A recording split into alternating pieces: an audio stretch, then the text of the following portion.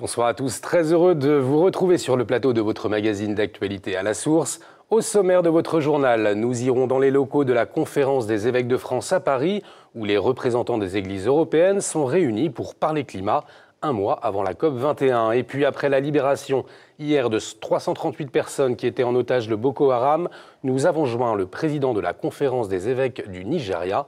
Enfin, à 3 jours de la Toussaint, un reportage avec un couple d'artisans chrétiens qui fleurissent les tombes du cimetière de la Croix-Rousse à Lyon. Et nous parlerons également des 50 ans de Nostra Aetate, la déclaration sur les relations de l'Église avec les religions non chrétiennes, célébrée mardi au Vatican. Ce sera aussi le thème de notre dossier du jour. Quelle est l'actualité du dialogue interreligieux ? C'est la question que l'on va se poser avec nos deux invités, éditorialistes Gérard Leclerc de France Catholique, bonsoir. Bonsoir. Et Benjamin Rosier, rédacteur en chef de RCF, bonsoir. Bonsoir. Je vous dis à tout à l'heure. La Comessé, l'organisme qui représente l'Église auprès des institutions européennes, est réunie à Paris depuis hier. D'habitude, les 27 évêques de toute l'Europe qui la composent se retrouvent à Bruxelles, mais là, ils sont à Paris jusqu'à vendredi. Et ils parlent changement climatique. En amont de la COP21, la conférence des Nations Unies sur les changements climatiques, les évêques de la Comessé veulent leur dire leurs préoccupations sur le sujet. On écoute son président, le cardinal Marx, et Monseigneur Gralet, l'archevêque de Strasbourg, qui représente les évêques français à la Comessé. Ils nous disent leur point d'attention. C'est très important, après l'encyclique Laudato Si, que les évêques sont aussi là-dedans, que nous préparons cette conférence et que nous disons la position de l'Église. On ne peut pas se préoccuper du réchauffement climatique chez nous, par exemple en France, sans se soucier des conditions de vie et d'économie de tous les pays du monde, car c'est souvent les pays les plus pauvres, en particulier vers le sud, qui vont payer le plus lourd tribut de cette modification climatique. Et donc c'est une urgence fraternelle. Il est essentiel, il est urgent que nous nous préoccupions de la qualité de notre rapport avec les êtres et donc avec la terre et tous les biens, avant même que de nous préoccuper de profit. Donc il faut remettre le profit en second et la relation fraternelle en premier. Le 28 octobre 1965, le Concile Vatican II publiait Nostra Aetate, la déclaration sur les relations de l'Église avec les autres religions. 50 ans plus tard, une audience générale exceptionnelle marquait cet anniversaire. C'était hier, autour du pape. 30 000 fidèles, mais aussi 8 leaders religieux non chrétiens. Ils ont célébré cette déclaration conciliaire. Le pape François a rappelé le but du dialogue interreligieux. On l'écoute. Il dialogo di cui abbiamo bisogno non può che essere aperto e rispettoso, e allora si rivela fruttoso. Il rispetto reciproco è condizione e nello stesso tempo fine del dialogo religioso. Rispettare il diritto altrui alla vita, all'integrità fisica, alle libertà fondamentali, cioè libertà di coscienza, di pensiero, di espressione e di religione.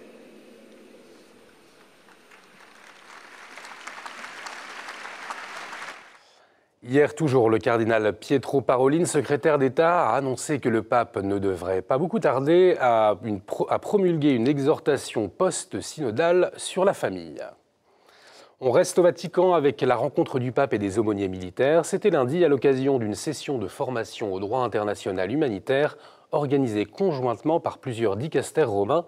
Ce qui est assez nouveau, et le Saint-Père a rappelé, je cite, qu'en ces temps de Troisième Guerre mondiale par morceaux, ces prêtres ont un rôle essentiel auprès des soldats et de leurs familles.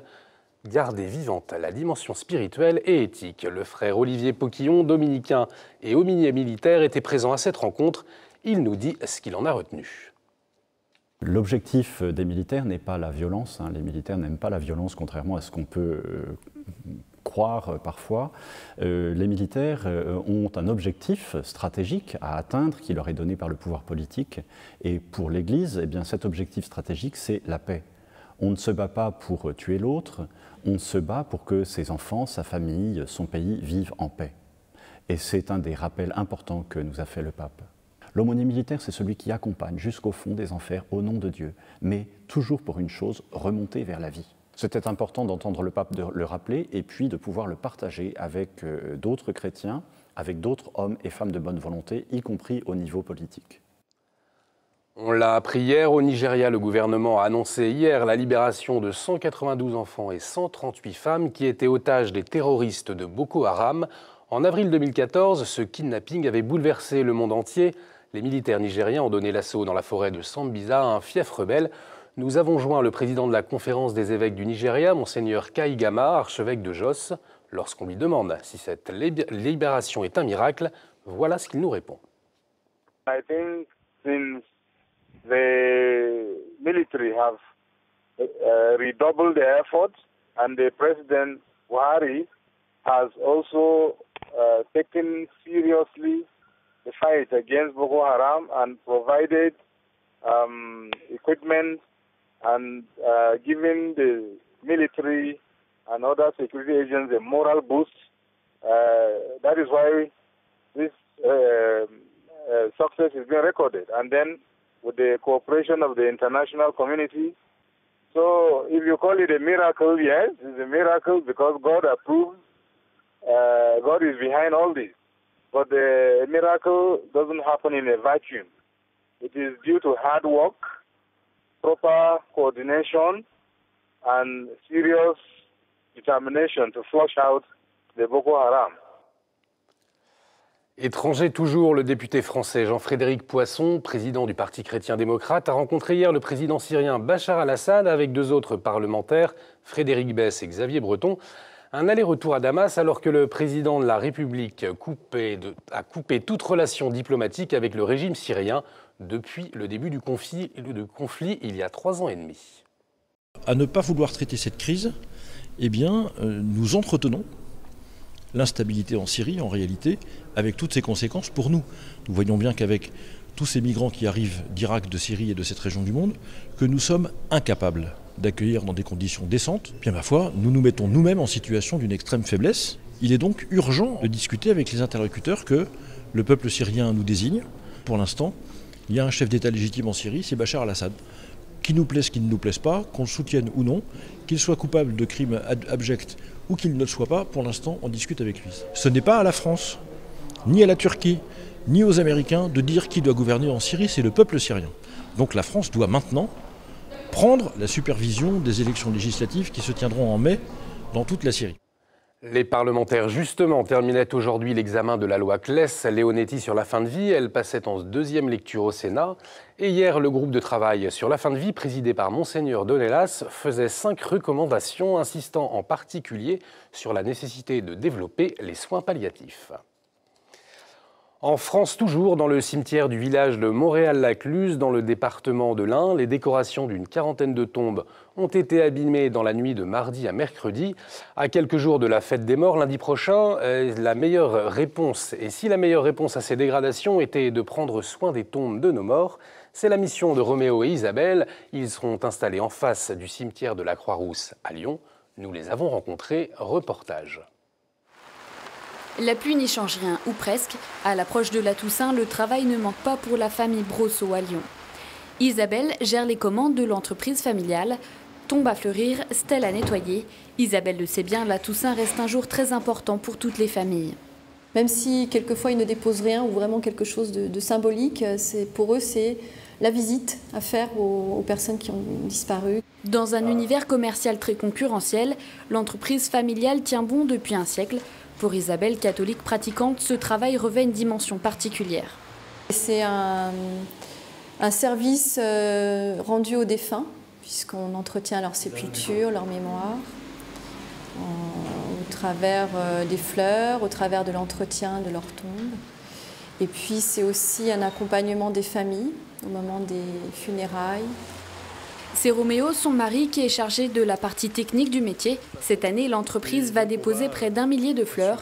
Et pour lui aussi, la foi fait partie intégrante de son métier. Le Christ n'est jamais très loin. Où qu'on promène son regard, il y a toujours une croix. Dans notre démarche, ça a été aussi un choix de vie. On s'aperçoit que les gens sont en demande de quelque chose de plus, d'une parole de plus.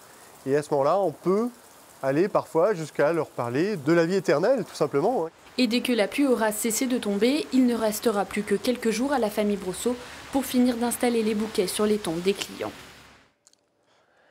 Et on termine avec du sport. La Coupe du Monde de rugby touche à sa fin avec la finale de samedi. Les Australiens vont affronter les Néo-Zélandais, les All Blacks. Une affiche qui ravit bien évidemment les fans de rugby et visiblement à la communauté de l'Arche. On aime le rugby. Pour preuve, cette série de vidéos réalisées pendant l'événement, et on peut le dire, et s'est transformée. Déjà des centaines de vues sur la toile. On regarde un extrait. Les deux équipes, elles restent comme ça. Vous arrivez ici.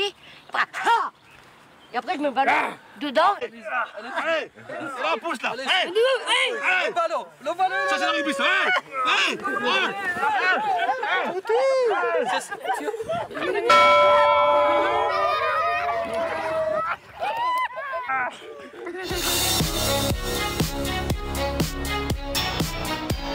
Et après, je le reprends. Et après, je cours. Là, pousse là. Voilà les informations que nous avons retenues pour vous ce jeudi. C'est l'heure de la chronique du Père Mathieu Rouget qui donne sa lecture du synode.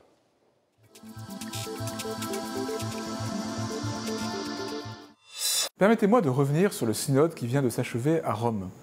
On a dit un peu tout et son contraire sur ce synode avant, pendant et après l'Assemblée. Ce qui m'a frappé, c'est qu'on a beaucoup dit qu'au début s'affrontaient des factions, régnait un peu l'esprit de parti dénoncé par saint Paul dans la lettre aux Philippiens, pour lui préférer les sentiments qui furent dans le Christ Jésus. Et puis peu à peu, on est passé de cet affrontement à un esprit de communion par la recherche de la vérité. On a beaucoup dit aussi que pour une fois, l'Église prenait conscience de la société dans laquelle elle vivait. En réalité, depuis toujours, l'Église est sensible à son époque. Il suffit de penser à la manière dont saint Vincent de Paul a pris à pleine main les problèmes de son temps, ou Frédéric Ozanam, ou Mère Teresa, ou tant d'autres. Simplement, à chaque époque, il faut que l'Église se réajuste pour être pleinement dans le monde sans être du monde. Et puis j'ai pensé aussi à la première réunion d'évêques de l'histoire, ce qu'on appelle le Concile de Jérusalem dans les Actes des Apôtres. Au terme de ce Concile de Jérusalem, les apôtres prennent une décision claire, mais sont délicats dans le mode d'application de leur décision. Il en est de même pour le synode qui vient de s'achever. L'affirmation claire de la beauté du sacrement de mariage, indissoluble, chemin vivable et qui rend heureux et qui rayonne de l'évangile du Christ, et en même temps une délicatesse à l'égard de tous ceux qui sont blessés par la vie dans l'ordre de la vie conjugale. Sainteté, beauté du mariage, ouverture à tous, esprit de communion, voilà bien ce qui caractérise Saint Louis et Zélie Martin, canonisés au cœur de ce synode. Peut-être que ce qui restera d'essentiel pour l'histoire de ce synode sera justement la canonisation et l'intercession durable des Saint Louis et Zélie Martin. Merci Père Mathieu Rouget. Place maintenant à notre revue de presse.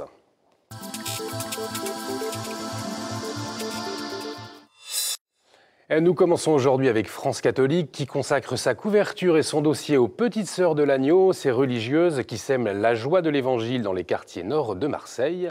L'hebdomadaire La Vie s'intéresse aux secrets de famille et aux liens qui perdurent après la mort d'un être cher. Et puis 10 ans après les émeutes de Clichy-sous-Bois, La Vie est retournée dans ce quartier sensible pour y apprécier les sources d'espoir tout en notant une situation matérielle inchangée. Famille chrétienne s'est intéressée à une jeune Marseillaise qui vient d'achever la création de 60 vitraux pour l'église des Colimations sur l'île de la Réunion. Ils seront bénis le 31 octobre et puis un témoignage, celui de François et Béatrice Morinière, les parents de Sophie, morte sur la route des JMJ de Rio en Guyane. Ils disent comment le ciel leur est devenu plus familier. Dimanche, ce sera la fête de la Toussaint. Alors pourquoi et comment devient-on saint? Le magazine Pèlerin s'intéresse au processus de canonisation, une mécanique complexe mais merveilleuse de l'Église. Et puis 2 pages consacrées à la Turquie décrivent l'inquiétante dérive autoritaire et le climat de violence qui règne dans ce pays avant les élections législatives anticipées du 1er novembre. Enfin, le journal Réforme fait sa une sur la fête de la Toussaint et consacre son dossier sur les legs. Cette générosité post-mortem, pourquoi léguer ses biens à une association caritative? Réponse avec des témoignages dans Réforme cette semaine. Il est temps de retrouver nos invités pour notre dossier.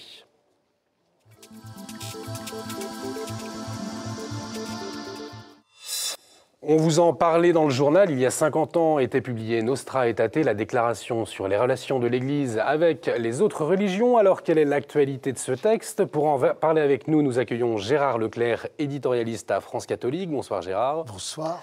Et Benjamin Rosier, rédacteur en chef de RCF. Bonsoir. Alors, on va commencer avec vous, Gérard, puisque vous, il y a 50 ans, vous avez vécu le Concile Vatican II. Alors, est-ce que vous pouvez nous rappeler la particularité de Nostra Aetate? De quoi s'agit-il? Qu'est-ce qu'il en est sorti? Il s'agit tout simplement de définir les rapports des chrétiens avec les autres religions. À mon sens, ça anticipe un peu sur la mondialisation et la globalisation. On ne peut plus rester seul. On n'est plus seul au monde, dans un splendide isolement. On est confronté à toutes les religions du monde. Et le Concile Vatican II a donc accompli un acte de discernement, parce qu'on pourrait dire un peu n'importe quoi sur les rapports. Il ne s'agit pas de faire une religion fusionnelle, etc. Il s'agit bien, justement, de distinguer. Sans doute, il y a-t-il derrière tout cela une âme commune à l'humanité, une âme religieuse qui est propre à toute l'humanité. Mais il y a aussi des différences.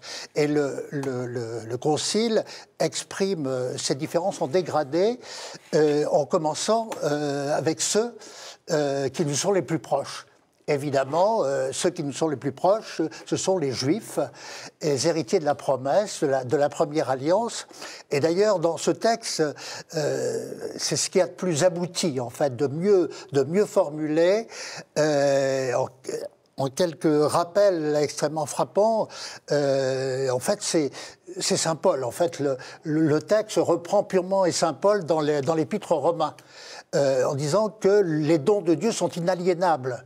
Et donc l'alliance, la première alliance n'est pas défaite en quelque sorte par l'alliance qui est fondée dans le sang du Christ. Non, non. Alors là, c'est ce qui est le plus fort à mon sens dans ce texte, c'est ce qui a déterminé un changement radical de nos relations avec le monde juif. Et il y a eu des déblocages étonnants qui sont faits. Avec l'islam, c'est, je dirais, plus compliqué. Parce qu'il n'y a pas cette proximité, même si l'islam se rapporte à la filiation abrahamique, sa conception de l'Ancien Testament n'est pas la nôtre. Et s'il y a des éléments du Nouveau Testament dans le Coran, ils sont pas conformes à notre propre foi. Donc les choses sont plus compliquées. Et les choses, évidemment, sont très différentes aussi avec les autres religions, bouddhisme, hindouisme, etc., qui nous déportent vers des cultures très différentes de la nôtre. Merci Gérard Leclerc. Vous disiez que les relations avec l'islam étaient un peu plus compliquées. Benjamin Rosier, à Rome, le cardinal Torrent a dit qu'entre les religions, c'est le dialogue ou la guerre. Qu'est-ce que vous en pensez ? Il dit une chose qui est très forte d'ailleurs dans Nostra Aetate, qui est cet appel à une fraternité universelle, que dit clairement le texte. Et qu'est-ce qu'il dit ? Il dit qu'aujourd'hui on est dans un monde où la guerre, où les communautarismes, où les extrémismes, et bien sûr on parle beaucoup du djihadisme, s'étendent sans vouloir être catastrophiste, on le sait, on le voit. Et puis, il est vrai qu'avec l'islam, on en parlait, il y a aussi un islam de l'immigration. Et nous, la France, en tant que pays avec quand même une forte immigration, on est bien sûr concernés. Du coup, ce dialogue interreligieux, forcément, je dirais, reprend une actualité forte. Et en effet, avec ces tensions géopolitiques, sociétales, le dialogue apparaît la seule voie possible parce que, si on part du principe, en effet, que nous sommes tous frères parce que tous créatures de Dieu, bien sûr avec des chemins différents dans cette reconnaissance du Dieu unique, si on prend en tout cas les traditions monothéistes, mais qu'il y a une fraternité. Et cette fraternité universelle, il faut la faire vivre, et pour ça, il faut dialoguer et être ouvert, comme disait le pape François, et respectueux, réciproque. Messieurs, j'ai envie de vous poser cette question. Est-ce qu'on a l'impression que le dialogue interreligieux, c'est un peu un vœu pieux ? Au fond, est-ce que c'est vraiment possible ? Ça dépend sur quel terrain. Évidemment, chaque religion pose des problèmes particuliers et on ne peut pas discuter dans le même cadre. Avec les Juifs, nous avons je dirais quand même, un bagage théologique commun. qui fait qu'on peut travailler vraiment dans une perspective notamment biblique. Avec les musulmans, c'est autre chose. A fortiori avec les bouddhistes ou les hindouistes ou les shintoïstes, que sais-je. Et à ce moment-là, le dialogue ne peut pas être de nature théologique. Parce que nous n'avons pas le langage commun, nous n'avons pas mais par contre, il peut se dérouler sur le terrain anthropologique. De questions éthiques, notamment, de questions éthiques, sociétales notamment, on le voit beaucoup, en effet. Alors que c'est vrai que le débat théologique, on parle dans Nostra Aetate de ces traces de vérité à reconnaître. Il est vrai qu'avec je dirais, ce commun Ancien Testament, ça permet d'avoir un débat théologique, donc un dialogue sur la théologie beaucoup plus clair, en effet, avec le judaïsme et donc les juifs, qu'avec les musulmans. Avec l'islam, finalement, on est beaucoup dans des questions, en effet, sociétales. Comment faire des ponts pour pouvoir parler d'une même voix à des autorités politiques, par exemple, sur certains textes de loi. On l'avait vu à l'époque en France ou sur d'autres textes de loi. C'est vrai qu'on n'est pas du tout sur les mêmes niveaux. Avec le judaïsme, on peut être sur 2 niveaux. On a fait des progrès avec le judaïsme, parce qu'il faut dire que pendant des années, le dialogue a été bloqué sur la question de la reconnaissance de l'État d'Israël. Ça n'est que très récemment on s'est engagé vraiment sur le terrain théologique, et il faut quand même signaler que le cardinal Lustiger a joué un rôle fondamental dans ce domaine, notamment avec les rencontres de New York. Qui réunissent régulièrement des représentants du judaïsme et des cardinaux un petit peu du monde entier à New York. Justement, vous parlez de Jérusalem. En ce moment, on déplore une ou 2 attaques par jour contre des juifs. Dans ce contexte de haine religieuse, quelle attitude peuvent avoir les chrétiens ? L'attitude, c'est vrai que le pape François en parle souvent, une attitude de sortir, d'aller vers et donc d'être un pont. Il est vrai d'être un pont, notamment sur la question de la Terre Sainte et donc israélo-palestinienne, même si malheureusement au départ c'est une question politique et elle a glissé sur le terrain religieux. Et c'est vrai que cette jeunesse aujourd'hui qui envoie des cailloux et bien sûr qui attaque aussi au couteau, c'est une jeunesse qui n'est pas du tout contrôlée par les mouvements historiques palestiniens. Donc on est sur autre chose et en plus on voit que ce qui cristallise d'ailleurs par des rumeurs, c'est la question de l'esplanade des mosquées à Jérusalem. Donc c'est quelque chose d'éminemment religieux avant d'être politique. Et donc on a glissé. Et là-dessus les chrétiens, ils sont clairement peut-être des intermédiaires, en tout cas une voie pour ces ponts-là, je dirais, pour prendre la main de 2 parties qui ne se parlent absolument plus, qui ne sont même plus d'accord sur les conditions de leur retour à la table de négociation. Mais on a presque envie de dire, il faudrait peut-être mettre le religieux un peu derrière, que les chrétiens aident, mais qu'on rappelle que c'est aussi une question politique, un territoire de peuple, qu'est-ce qu'on fait ? Il faut peut-être 2 États. La ligne chrétienne, Gérard Leclerc. Il faudrait peut-être qu'on retrouve la vocation, au sens fort, la vocation religieuse œcuménique de Jérusalem, qui est la ville sainte par excellence pour les trois monothéismes. Mais en ce moment, évidemment, on ne peut pas poser le problème en ces termes parce que la question est politique. Est-ce que Jérusalem est la capitale d'Israël ? Les Palestiniens veulent aussi que ce soit leur capitale. Donc là, les choses sont bloquées. Alors qu'il y aurait quand même sans doute une porte de sortie si on s'accordait sur le respect fondamental des lieux saints qui pourraient être Jérusalem pourrait être quand même un lieu préservé, mais on en est loin. Et puis cette fraternité universelle est au cœur quand même, c'est vrai, du message du Christ. C'est en ça que les chrétiens peuvent être des ambassadeurs, des précurseurs face aux difficultés qu'on a aujourd'hui pour ce dialogue interreligieux. Aimez-vous les uns les autres, voilà. Mais dans une vérité, c'est-à-dire je te dis, je te pardonne, mais va ne pêche plus. Enfin, l'enseignement, je trouve, chrétien est un enseignement d'ouverture et de respect réciproque et en même temps de vérité, de vérité très claire. Comment cheminer ensemble sans tomber en effet dans le syncrétisme et une confusion, dans le dialogue interreligieux et en même temps se rappeler et vivre en frères. Une dernière question par rapport à l'islam. Quels sont là encore les 2 ou 3 points d'attitude clés par rapport aux gens, aux musulmans qui vivent en Europe aujourd'hui? L'attitude des chrétiens, qu'est-ce qu'elle peut être? Je dirais que c'est quand même la bouteille à l'encre. Moi, j'ai été quand même assez impressionné par l'essai de mon ami Pierre Manant, qui donne lieu d'ailleurs à un débat public assez intense. Et Manon dit une chose qui nous concerne, nous les catholiques, disons que les catholiques ont une place tout à fait stratégique dans cette affaire, parce que l'histoire récente a montré que les catholiques étaient en quelque sorte en charge de l'universel, et en tout cas se préoccupaient de tous, de l'autre et des autres, et notamment des musulmans. Et cela, pour Manon, a une valeur évidemment religieuse, mais aussi une valeur politique. Pour Manon, les catholiques ont un rôle politique stratégique au cœur du pays pour que les musulmans trouvent leur place, mais évidemment, cette place ne doit pas induire le communautarisme. Alors, c'est pas évident, mais je crois qu'il y a quand même une piste à creuser dans ce sens-là. Merci Gérard, merci Benjamin, merci d'avoir répondu à nos questions. Voilà, c'est la fin de votre édition. Vous pouvez la revoir sur notre site www.ktotv.com. À la semaine prochaine, excellente soirée sur KTO.